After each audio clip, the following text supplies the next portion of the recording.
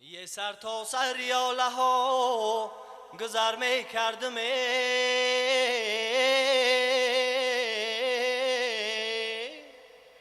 جان،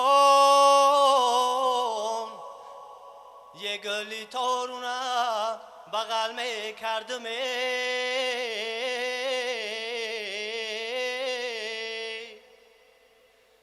یه گلی تارونه بغل کردم نشده، یه از سوزش دیل دهان متر می کردم یه از سوزش دیل دهان متر می کردم ای دوستی.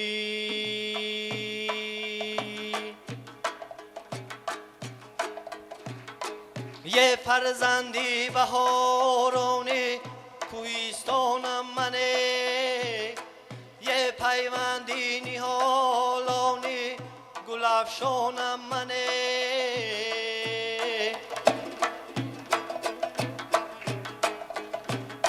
یه آبو گیلی من نباشد از دیده پس هی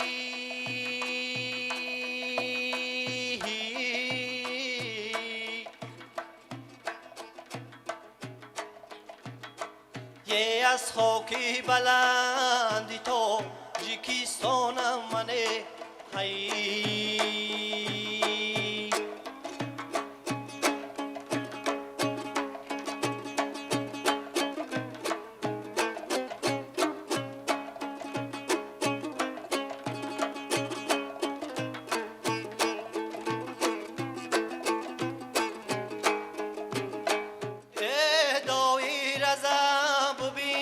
در این دایره چیست اندیشه دور و فکری بیفایده چیست؟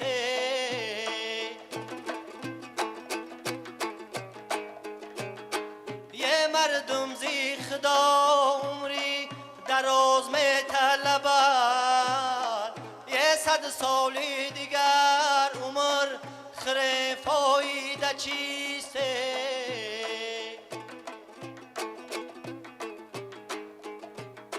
یه 100 سالی دیگر عمر خیر فایده چیست؟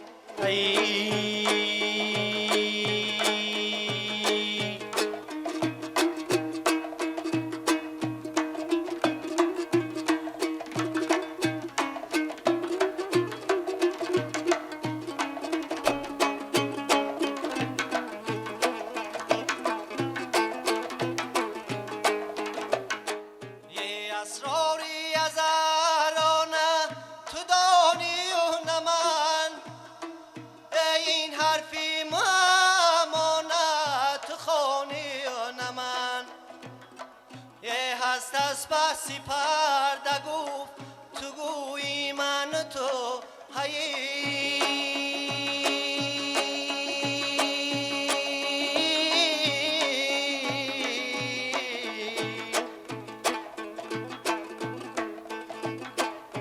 چون پرده در افتد نه تو مانی و نه من،